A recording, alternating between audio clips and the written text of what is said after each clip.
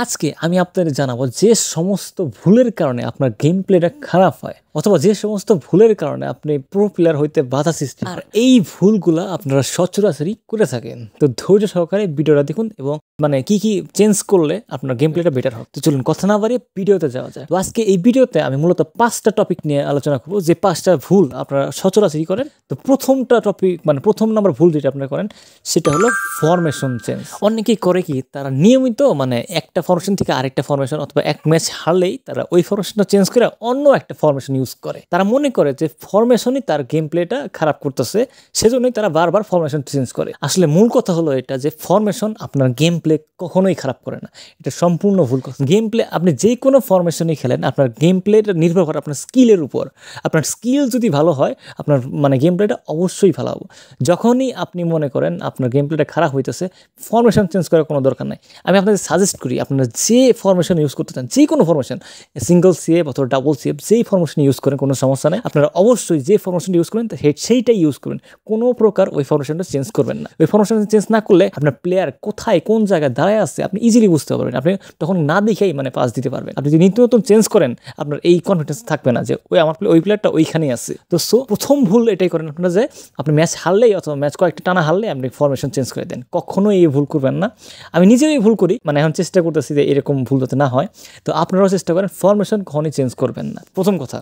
তারপরের টপিক হলো আপনার ম্যান মার্কিং। তো ম্যান মার্কিং বলতে কি বোঝায়, যখনই আপনি কোনো একটা নতুন একটা প্লেয়ার, ইপিক প্লেয়ার অথবা কোনো ভালো একটা প্লেয়ার পান, আপনি করেন কি, আপনি করেন কি অথবা আমি নিজেও এটা করি, যে আপনি চান যে আপনি ওই প্লেয়ারদের গোল দিবেন, ওই প্লেয়ারদের আপনি ড্রিবল করবেন, ওই প্লেয়ারদের আপনি পাসটা ভালোভাবে দিবেন। মূলত আপনার টার্গেট থাকে যে ওই প্লেয়ারদের আপনি গোল দিবেন। আমি আপনাদের একটা কথা বলতে চাই যে ফুটবল খেলায় আপনি কখনোই একটা প্লেয়ারের উপর নির্ভর করে থাকতে পারবেন না, বুঝছেন? আপনাকে বিশেষ করে গেমের মধ্যে আপনাকে সবটি প্লেয়ার ইউজ করতে হবে। আপনি যদি ওই একটা প্লেয়ারের স্পেসিফিক্যালি একটা প্লেয়ারে আপনি ওইটাতে যদি গোল দিতে চান, তো গোলটা ইম্পসিবল হয়ে পড়ে, যার কারণে আপনি গোল দিতে পারেন না, উল্টা আপনি আর গোল খান।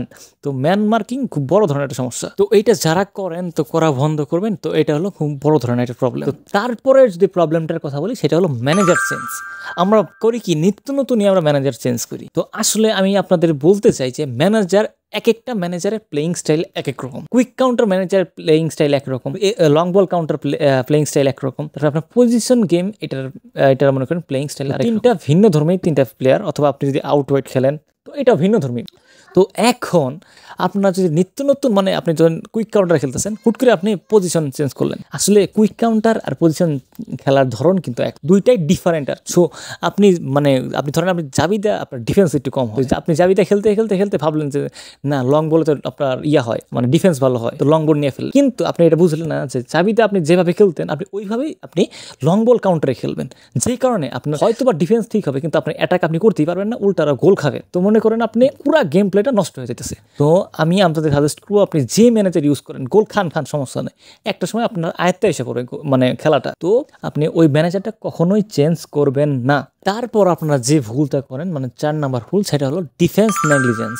এটার অর্থ হলো আপনি যে ডিফেন্স অবহেলা। অনেকে চান কি অতিরিক্ত অ্যাটাক চাওয়ার কারণে আপনি অনেক সময় দেখলি আমি 3 সিবি রাখেন, আপনি ডিএমএফ রাখেন হয়তো বা 2টা, এরকম কিছু একটা। আমি একটা জিনিস আপনাদের বলতে চাই, যখনই আপনি 3 সিবি রাখবেন, 3টায় আপনার সিবি পজিশনে খেলবে, ওরা কিন্তু লেফট সিবি অথবা রাইট সিবি এই পজিশনে খেলবে না। তো এইভাবে আপনার ক্রস একদম দেওয়া ইজি, ক্রস আর যে হেডিংয়ে ভালো হয়, গোল দেওয়া একদম ইজি। তারপর আপনার মনে করেন যে ব্লিটস কালার কোনো অপোনেন্ট থাকে, সেই হিসাবে তো গোল দেওয়া হাতের মোয়া একটা। তো সেই হিসাবে আপনারা এই ডিফেন্স নেগলিজেন্সটা কোনো সময়ই করবেন না।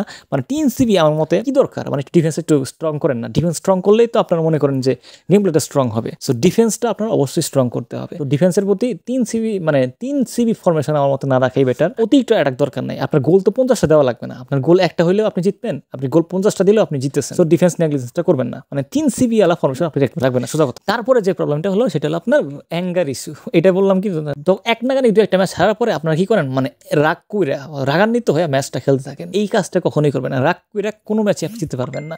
যদি জিতেনও খুব কম সংখ্যক ম্যাচ জিতবেন, বরাবরই বেশিটি আপনি হারবেন। তো আপনার হারলে আপনার মাথা গরম করার দরকার নাই, ঠান্ডা মাথায় খেলতে হবে, ফার্স্টে বুঝে শুনে দিবেন আর কি। তো এত কিছু বললাম দেখে আপনারা ভাবেন আমি খুব মারাত্মক একটা প্রো প্লেয়ার, তো এরকম কিছু না। ভুল আমারও হয়, ভুল মানুষ যেহেতু হবেই। তো চাবেন যে এই সমস্ত ভুল যাতে কম হয়। তো আজকে ভিডিও পর্যন্ত, ভিডিও ভালো লাগে সাবস্ক্রাইব করুন, পাশে থাকা বেল আইকন প্রেস করুন। সবাইকে অসংখ্য ধন্যবাদ।